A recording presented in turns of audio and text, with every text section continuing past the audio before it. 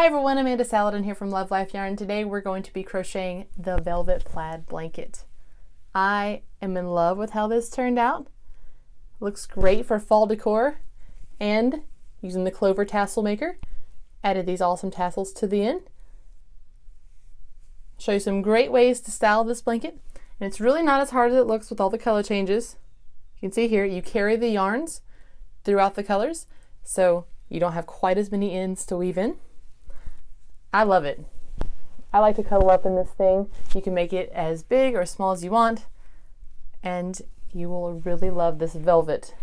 I like the Bernat velvet. I've used it on several projects, and then I was a little nervous about it making good tassels, but I'm really happy with how these turned out as well, so that they get a little something extra on the ends. You ready to make this blanket? Let's get started.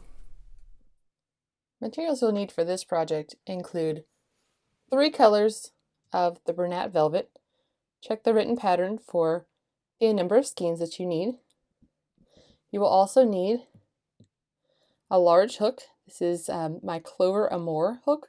Love these. They're really lightweight and easy to crochet with.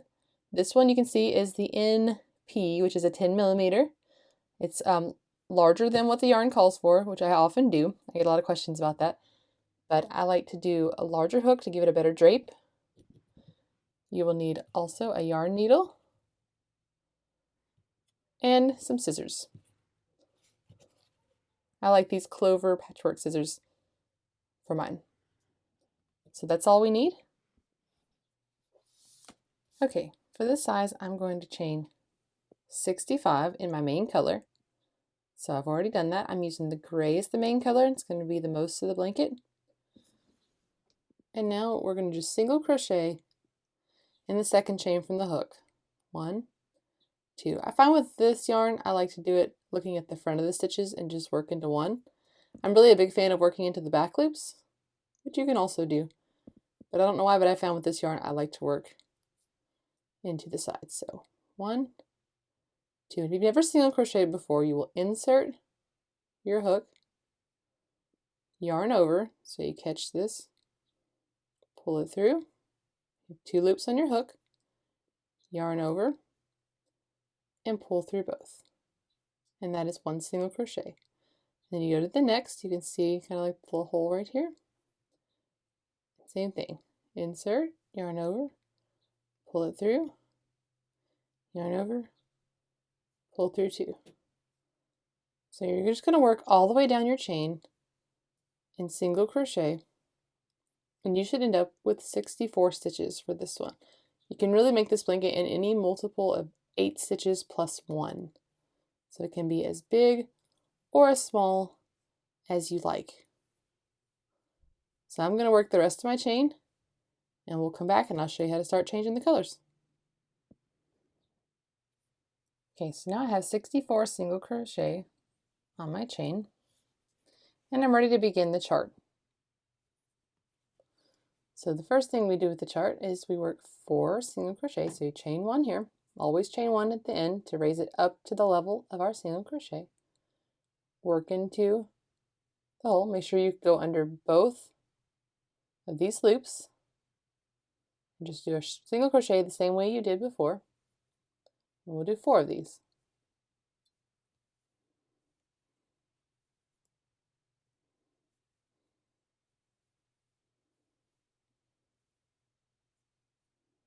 Okay, now when you do the last one, stop right here where you have 2 loops on your hook.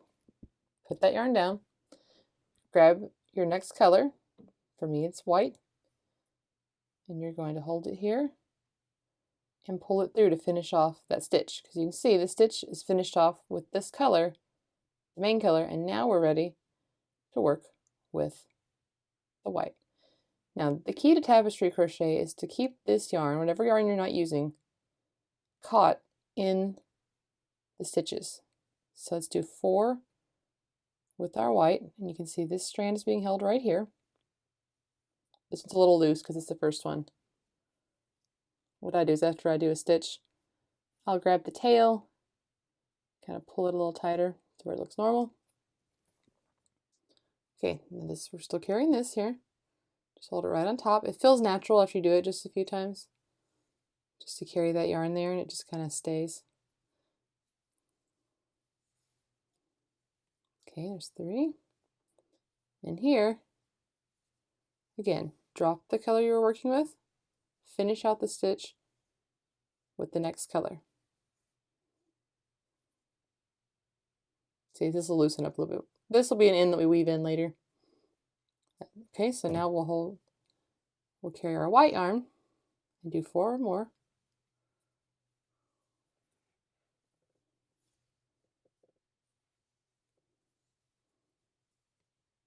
Occasionally you'll see this carried yarn. It's okay. I'd rather do that than have 5,000 ends to weave in.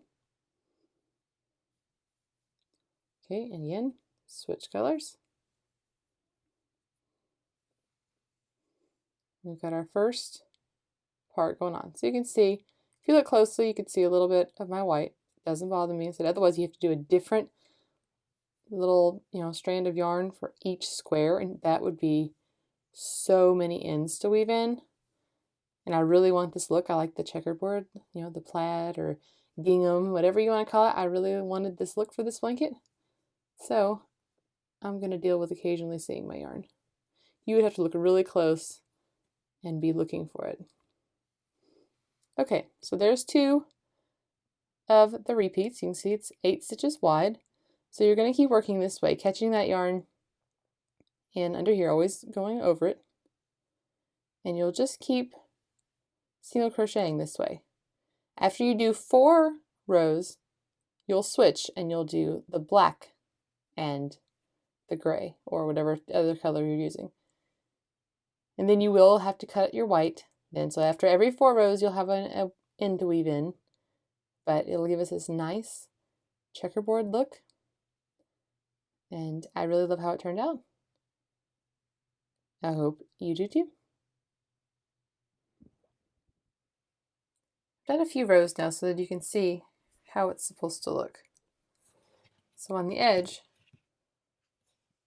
you don't have to worry about carrying the yarn on these because you just start out with the white and then your gray. So here's my gray ready to be picked up again. And you have your black. So you can, if you really look, you can see, so the yarn's being carried, but I don't mind that look. And it beats weaving in all those ends, like I said before.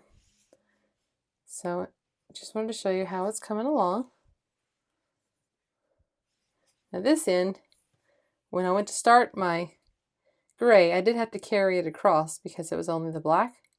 So I carried it across and then started here with the gray. And then my white, I added it in right here, my other end. So you just keep working the chart and single crocheting across, and you just switch back and forth where you're going to have 4 rows that are just white and gray and then 4 rows that are just gray and black. So like with this, I don't have any other color to worry about right here. So I'll just work across normally. So when you're doing the others, you would just work across the gray and then black would be next.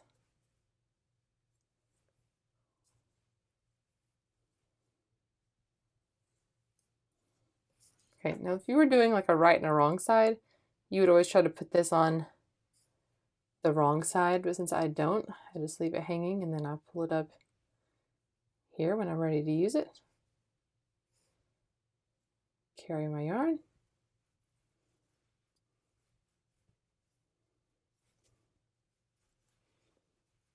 And once you get the hang of it, it's really not bad to carry the yarn across.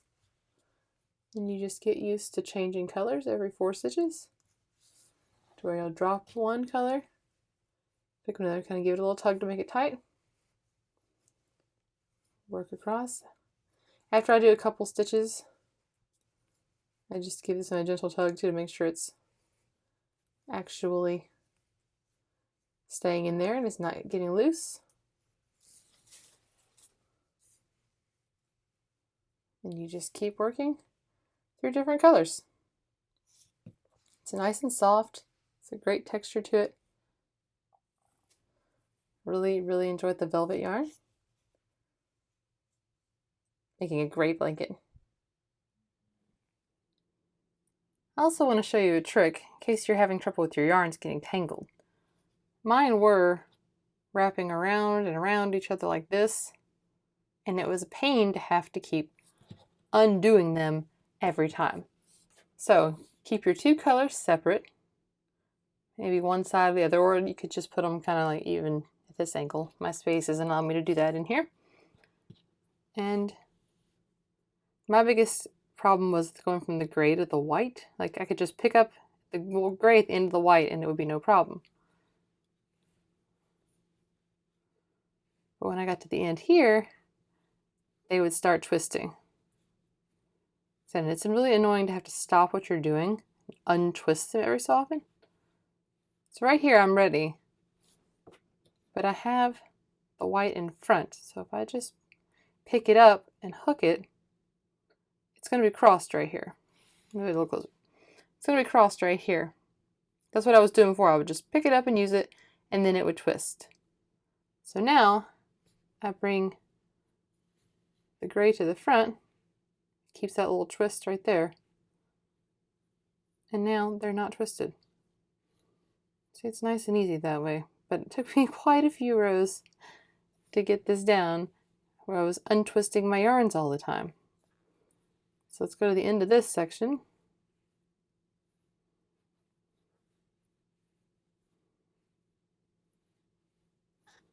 Okay, and this one, if I leave my white back there, pick up my gray, it's just fine. Said it's at the end, for me, it's at the end of the gray section. So let's work it one more time together. Oh, just have to mess that up. Bring my white in here. There we go.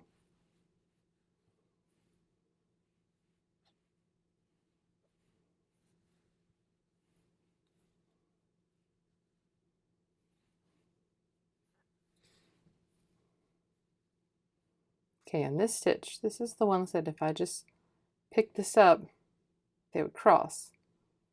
So pull it to the front, pull it tight, pull it through, and keep working. And then you have these separate and not tangling, so you don't have to stop all the time and untangle your yarns so they just wrap around and around and around each other.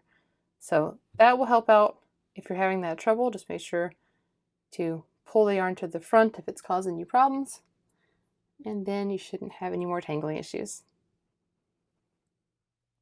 Okay, now we're ready to make our tassels. I'm using the Clover Tassel Maker. This is the largest one. You adjust the size by unscrewing these, and it can slide down to make it smaller or larger. Okay, like this. And I have set mine up to the largest, so I'm going to put the tallest. And you just screw these down. And I made my tassels in the black velvet, so I'm going to be demonstrating that here. So to begin, you wrap it around one of the screws, and then you bring it through this little notch right here. And you wrap it around the frame. I wrapped mine 10 times with the velvet. So there's 1, 2, 3, 4, 5, 6, 7, 8, 9, 10.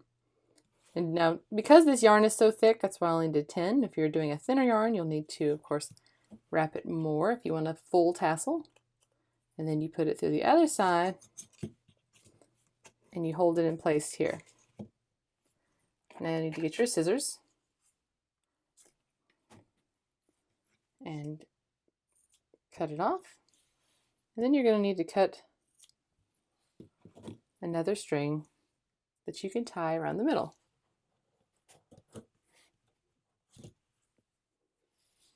So right here, near where the screws are, I'm going to tie it.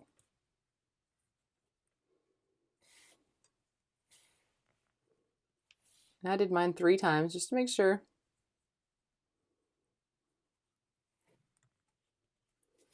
So this will hold it in place nicely. Okay, got it tied right there in the middle. And now you don't really need these anymore, so you can let them go. I like to bring mine down here to this level and hold it. And now this nice groove right here is going to allow you to cut.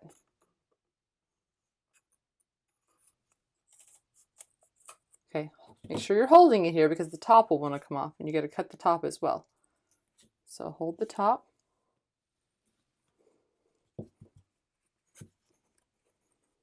And we're going to also cut across the top. Okay, some nice sharp scissors will help here. These are the Clover patchwork scissors. Any sharp scissors will do. I like these because how sharp they are and how quickly they can cut through the yarn. I was using some other scissors that were a struggle, and instead I've started using these, and they're small and they can fit over here with my stuff that I keep on hand for my videos. Okay, here we go. Got this. This velvet yarn does shed a little when you cut it, so you've got right here where we tied the middle. I have this extra long piece right here. What I like to do with it is to cut it off and use it to tie so that I don't have to cut an extra piece of yarn. So here we go, right in the middle. And you decide how big you want the head of it to be. Do you want it to be down kind of far? You can, put it down here. We'll trim these up in just a minute. So decide where you want the head of it to be. Take your piece of yarn, and I like to wrap it around. There we go. And now you tie it. And again, I only did this one 2 times. I didn't feel like it was quite as necessary. Okay, and then these pieces can hang down.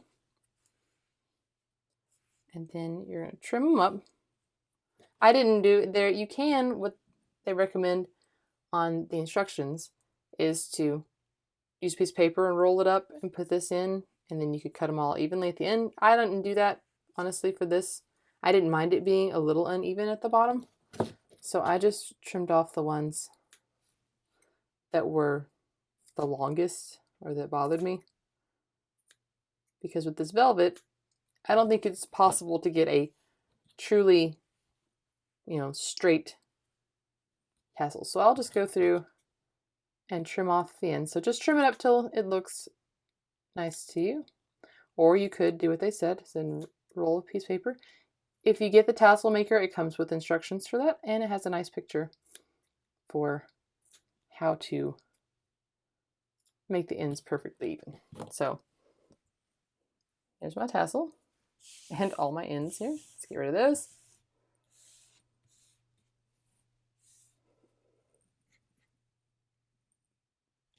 When attaching your tassel, you'll need to cut another length of yarn and get you a yarn needle out.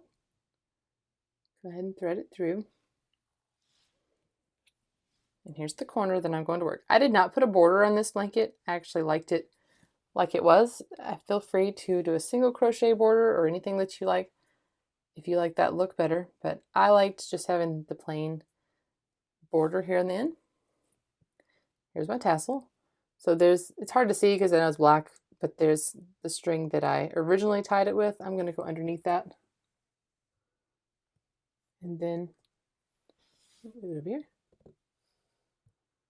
Okay, I'll go back in here.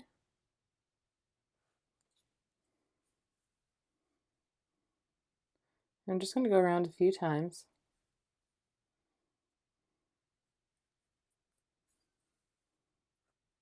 Okay, through the blanket, which is our gray here, and through the head of the tassel. And what I did to give it a little more definition was I actually wrapped it around right here. So the ends get in the way. I wrapped it around, and you could do that the other end as well. if you like, because I felt like this gave it a little more definition from the body of the blanket. Just make sure your other color doesn't show through. So if you need to wrap it a few times, see how it's starting to poke through, I would just cover that up. I'm going to go ahead and get rid of this. The way that I kind of finish off my ends here, I just pulled it down through the head and then trimmed it off to be the same. And then I threaded through the other side.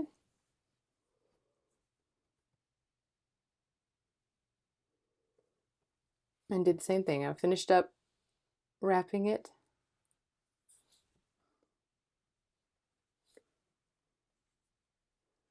All right, that looks pretty good to me. And then I went down through here. And you can see that gives it a little bit more definition having this little head. You don't have to do that, of course. You can just sew it on. But that's what I did with it. And then I trimmed it off. That way we don't have any ends to weave in. And we've already woven in all the ends of our blanket. And so it is ready. This is a nice, easy one. If you have one a little loose like that, you can find it by just pulling on some of the other strands, which I don't know where this one is, but I would just keep trying until I found the one that this was attached to. Sometimes it's easier if you pull on a little bit. Oh, see, that one moved, so it's this one. I can kind of even out my tassel there. Because the velvet sometimes gets a little loose when you're tying this. But that is it. This blanket is finished. I really enjoy this blanket and how it turned out. And I love having it lying around for fall and cuddling up with it. It's really nice. I never dreamt that I would like the velvet blanket or velvet yarn so much. I remember when I first saw it come out, I was like, oh, I'm not going to jump on that bandwagon because I thought it was such a fad and it would be gone. And then when Christian and I were out at Joann, he was like, oh, Mom, this is so soft. And he was like hugging on one of the skeins. And I was like, all right, let me see that. And I was like, oh, that is really nice. And then when I saw they had a teal, which is my favorite color, we picked it up, made a sweater, and I've made some mittens out of it. And I really, really like the velvet. So I hope you enjoy your blanket. If you like this video, you'll love my other blanket videos. Please subscribe to my channel. Come visit us at love.life.yarn.com where you'll find more than 100 free patterns. Special thanks to Clover USA for sponsoring this post with their tassel maker. See you next time. Thanks for watching.